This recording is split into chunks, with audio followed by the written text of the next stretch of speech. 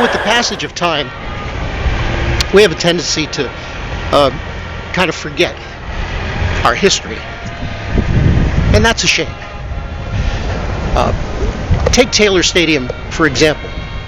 Taylor Stadium, which served for more than 70 years as Lehigh's home football base on the south side, has now been gone for more than 30 years.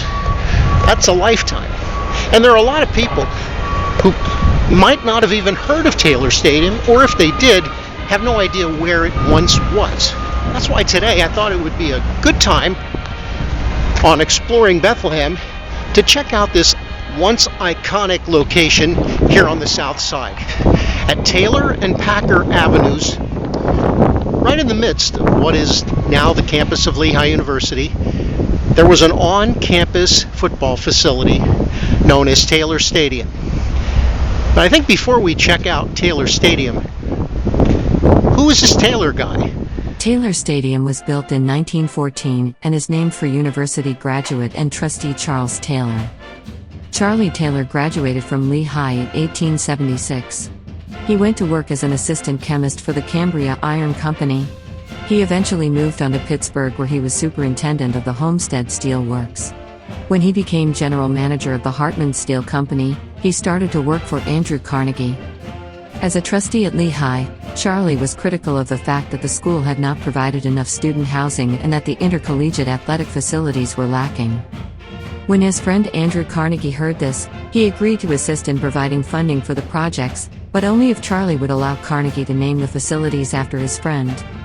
The humble Charlie Taylor was embarrassed, but eventually agreed to the deal. As a result, a residence hall, gymnasium, and a stadium were all named in his honor. The stadium was partly funded by Mrs. Charles M. Schwab, and the steel upper grandstand was donated by the steel company. Taylor Stadium was constructed in 1914 on the site of the university's former athletic fields, and at the time was just the third concrete stadium in the United States. The stadium had a capacity of 20,000 at its peak and would serve as the home for many of Lehigh's athletic teams, including football, baseball, lacrosse, and soccer. Home to Lehigh football for over 7 decades, Taylor Stadium stood on Lehigh's Asa Packer campus at the corner of Taylor Street and Packer Avenue, on what is now the site of Rauch Business Center and Zollner Arts Center. A monument marking the location of the historic venue is located adjacent to the sidewalk behind Rauch Business Center.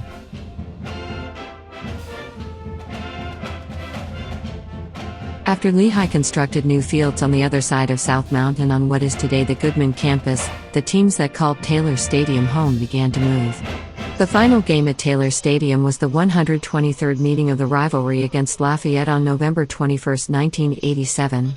Lehigh defeated the Leopards 17-10 on a frigid day where the temperature was in the mid-20s and the wind chill factor was somewhere between -10 and -20 degrees. Wow. Apparently, Charlie Taylor was a pretty important fellow, a Lehigh graduate, and anybody who would spend a lot of time hobnobbing with Andrew Carnegie has to be considered a very important person. And the story behind the stadium, the residence hall, the gymnasium, everything except that street back there, being named after Charlie Taylor, I think it's a worthwhile story to tell.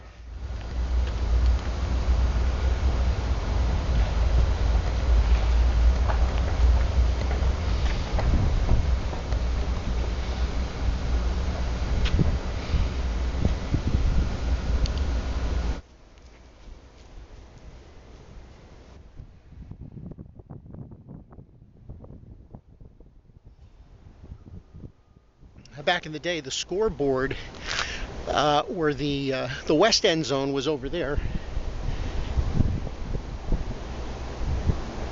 and the open end of the stadium, where there once was a baseball configuration, was on the far east end, where Zollner Arts Center is today.